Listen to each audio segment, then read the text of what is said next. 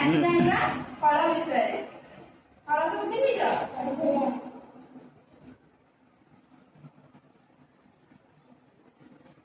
ଏଇଟା କହିବା କି କଦଳୀ। କିଏ ସବୁ ଖାଇଛ?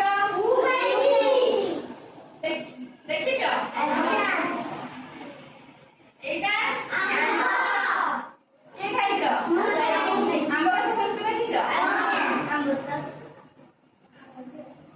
ଏଇଟା ସପୁରୀ। ସପୁରୀକୁ ଇଂଲିଶରେ କଣ କହନ୍ତି? ସମସ୍ତେ ଖାଇଛ? ଏଇଟା ଓଡ଼ିଆରେ କଣ କୁହନ୍ତି? ଖାଇଛ? ଏଇଟା ଅଙ୍ଗୁରକୁ ଇଂଲିଶରେ କଣ କୁହନ୍ତି? ଏଇଟା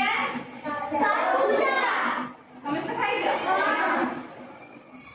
ଇଂଲିଶରେ କଣ କୁହନ୍ତି?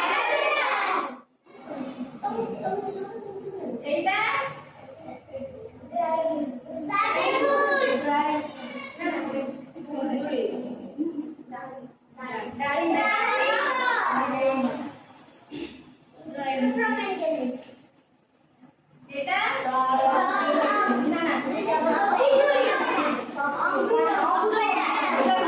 ଅମୃତଭଣ୍ଡା କିଏ ସବୁ ଖାଅ?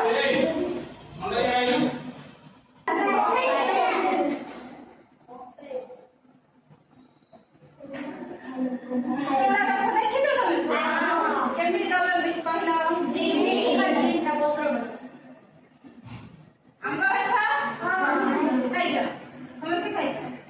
କିଏ ଖାଇନି ହାତ ଦେଖିଲ? ଆମ୍ବ ପାଚିଲେ କେମିତି କଲର ହୁଏ? କଞ୍ଚା ବେଳେ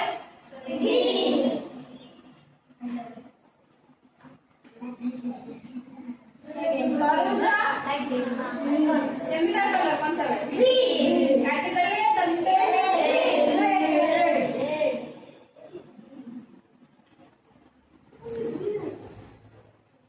ଏଇଟା କଣ କହିଲ? ଅରେଞ୍ଜ ଖାଇଛ? କେମିତି ଲାଗେ?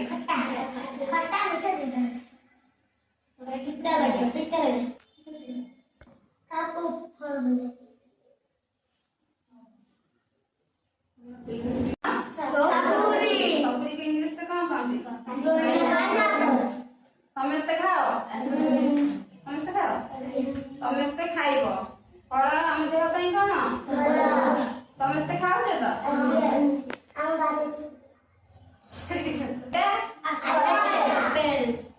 ଆପେଲ।